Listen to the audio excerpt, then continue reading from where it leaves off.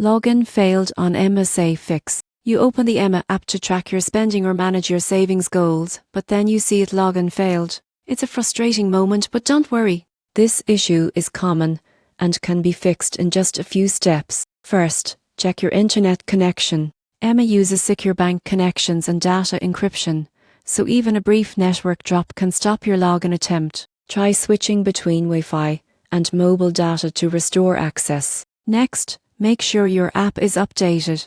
Emma releases frequent security and performance patches, and older versions may no longer sync with the new servers. Head to your app store, search for Emma, and tap Update if one is available. Then close and reopen the app before logging in again. If your credentials are correct, but login still fails, try resetting your password. Tap Forgot Password and follow the link Emma sends to your registered email. This can also reset session issues that may have blocked your account temporarily. If you can log in through Emma's web version, but not the app, your phone might be storing corrupted data. Go to your device settings, find the Emma app, and clear its cache or local storage. Restart your phone and try again.